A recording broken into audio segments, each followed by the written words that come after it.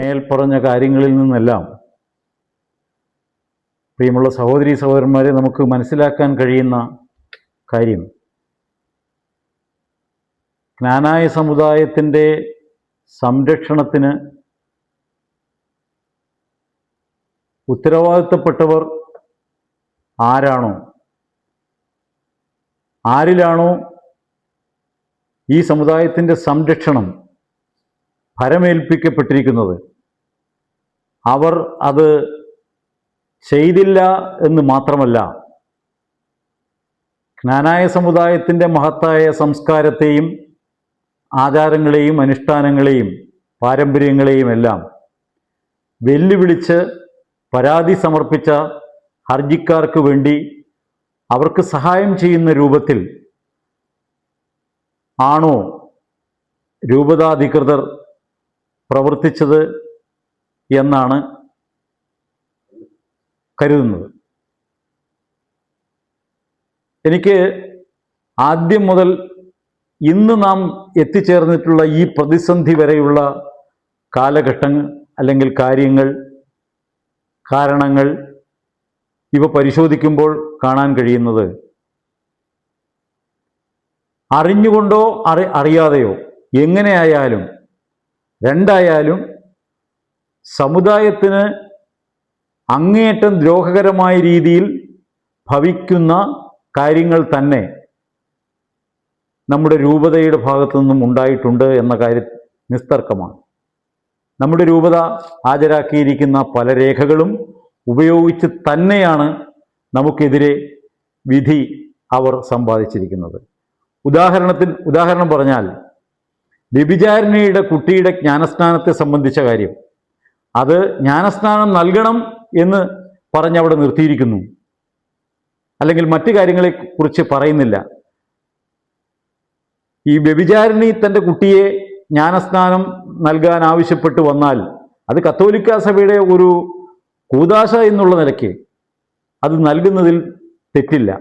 മറിച്ച് അങ്ങനെ ജ്ഞാനസ്നാനം ലഭിക്കുന്ന വ്യക്തികളും ആഗോള കത്തോലിക്ക സഭയിൽ അംഗങ്ങളായിരിക്കുന്നതും കോട്ടയം രൂപതയുടെ വ്യതിരക്തത കണക്കിലെടുക്കുമ്പോൾ, അല്ലെങ്കിൽ അത് മാനിച്ച് കോട്ടയം അതിരൂപതയിൽ അംഗങ്ങളല്ലാതിരിക്കുന്നതുമായിരിക്കും എന്നവർ എഴുതിയിട്ടില്ല.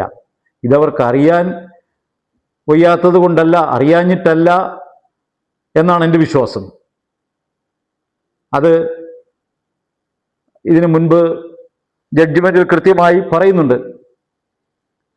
അതുപോലെ തന്നെ പല രേഖകളും, ഹാജരാക്കിയിരിക്കുന്ന പല രേഖകളും അടിസ്ഥാനപ്പെടുത്തി തന്നെ നമുക്കെതിരെ ജഡ്ജ്മെൻറ്റ് വന്നിരിക്കുന്നു.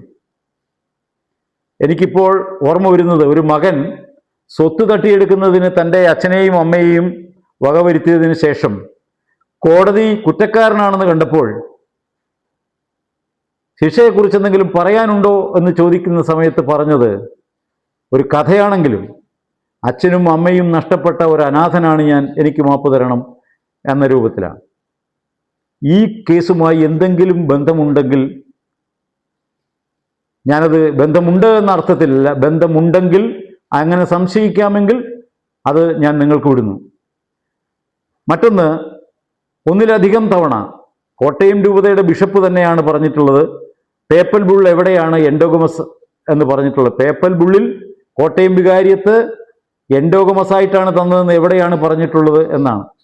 അപ്പോൾ ശത്രു പറയേണ്ട കാര്യം കൃത്യവും വ്യക്തവുമായി പൊതുസമൂഹത്തിൽ ആരാണ് പറഞ്ഞത്? കോട്ടയം രൂപതയുടെ മെത്രാൻ. മറ്റൊന്ന്, ഇവർ എന്ത് പ്രവൃത്തിയിൽ ഏർപ്പെടുമ്പോഴും ഇവരുടെ അരമനയിലെ ചില്ലറ അരിവെപ്പുകാരും മറ്റ് സിൽബന്ധികളുമല്ലാതെ ഇത് സമുദായത്തെ ബാധിക്കുന്ന പ്രശ്നമാണ്.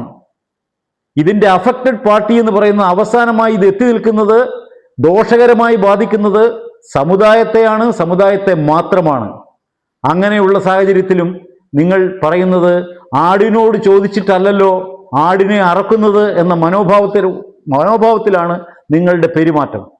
അതുകൊണ്ട് ഇനിയും മനസ്സിലാക്കിയിട്ടില്ലാത്ത ബഹുമാനപ്പെട്ട ക്നാനായ സുഹൃത്തുക്കൾ സത്യം മനസ്സിലാക്കി ശരിയായ രീതിയിൽ ധർമ്മത്തിൻ്റെ ഭാഷയിൽ, സത്യത്തിൻ്റെ ഭാഷയിൽ പ്രതികരിക്കാൻ തയ്യാറാകണം എന്ന് മാത്രമാണ് എനിക്ക് പറയാനുള്ളത്.